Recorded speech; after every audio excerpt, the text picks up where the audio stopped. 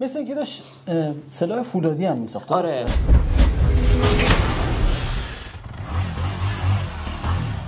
سلام میکنم خدمت همه شما مخاطبین عزیز، مردم قشنگم، بینندگان محترم شبکه اینتر 80.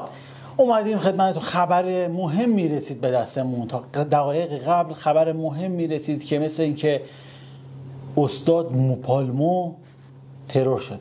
دعوت کردیم از کارشناس عزیزمون آقای جنگ بلد.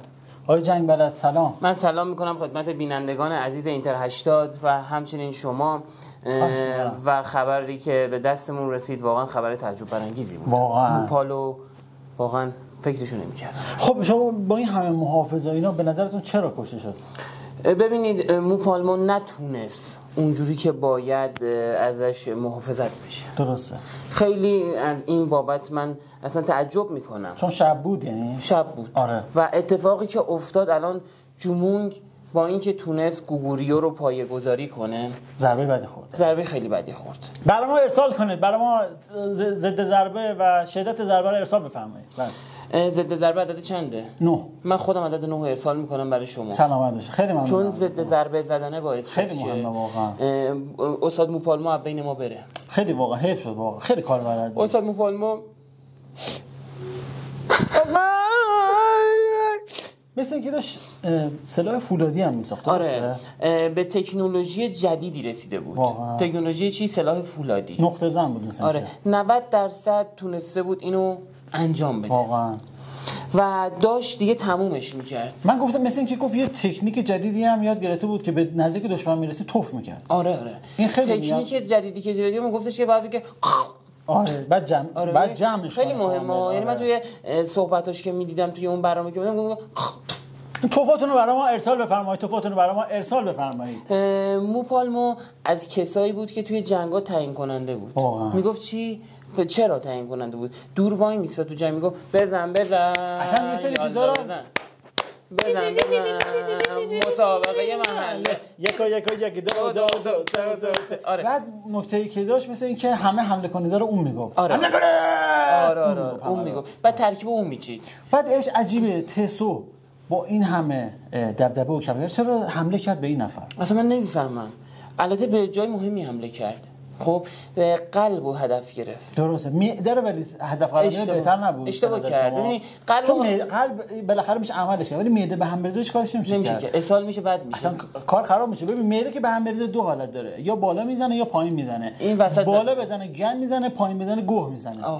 خب این حال خیلی بده. عجب نکته خوبی گفتی. بذار در این رابطه صحبت کنیم. درسته. ببینید شما برای این معده چه راهکارایی؟ من میگم یدیکینول باید بخوری. درسته. شما وقتی یدیکینول بخوری صفر میشه، سخت میشه. خب اون وقت من شنیدم یدیکنول که میخوریم دو طرفه صفر میکنه، بعد یعنی هیچ کارش هم دیگه نمیشه با قشوق در آورد. خیلی بده. اون خیلی سخته. چیکار نصفه بخورم؟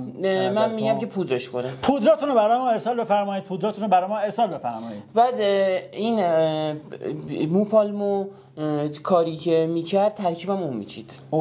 جمونگ خیلی ناراحت شده بود. میگفت چرا تو ترکیب میدی؟ اون همش هم اصرار داشت که 4-3-3 حمله انجام بشه. درسته.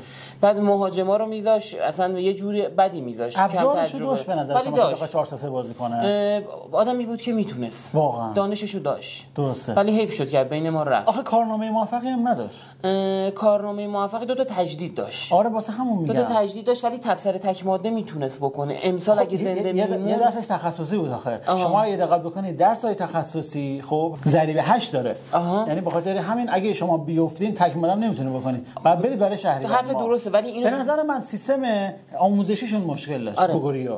ولی چیزی که بود جمونگ آدمی بود که میدونست که موپالمو میتونه درسته بخونه دوباره قبول بشه. تجهیزاتونو برای ما ارسال بفرمایید. عدداتونو برای ما ارسال بفرمایید. به نظر شما بهترین راه برای اینکه موپالمو اون درسو قبول بشه چی بود؟ من نمیدونم واقعا. مدرسان کثیف. مدرسان کثیف مؤسسه‌ای بود که میتونست بهش کمک کنه درسشو قبول بشه. خب تو گوگوریو مگه شعبه داشت؟ تازگی زده بود. داشت. پس خیلی واقعا کمکاری کرده به نظر خیلی کمکاری کرده ولی حیف شد که بین ما این ترور بدی بود. جایگزینش به نظر شما کی میتونه باشه؟ هوپالمو. داداشش. آره هوپالما میتونه بیاد جاشو بگیره و علم اونو دنبال کنه، چون همیشه نزدیکش هم بوده دیگه، خیلی نزدیکش بود. و اتفاقی که با هم میخوابیدن شبا. آره با هم میخوابیدن.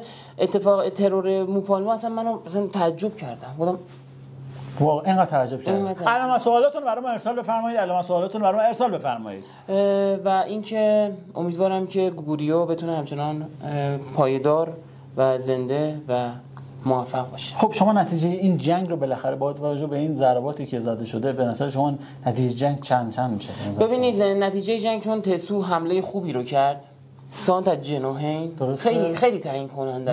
شما سانت از جناحین می‌کنی قد بلند سرزن داشت.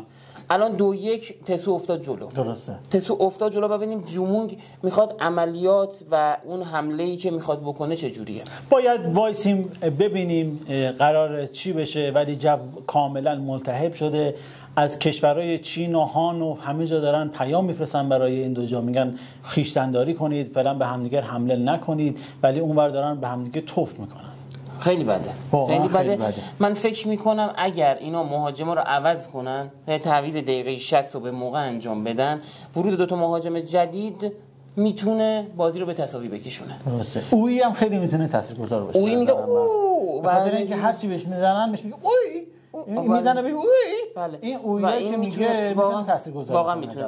به نظر من کادر فنی باید خیلی خیلی تمیز تو این زمینه کار کنه. واقعا من ناراحتم از ترور ایشون واقعا. حرف آخرتون چی میتونه باشه؟ جمع‌بندی کاملتون چی میتونه باشه؟ خیلی بد شد واقعا. خب دیدیم شنیدیم مسائل مختلف ترور آقای استاد موپالما رو. تا برنامه دیگه و برنامه تحلیلی دیگه همه شما رو به خدای بزرگ می‌رسیم. پیروزی از آن ماست. خدا نگهدار.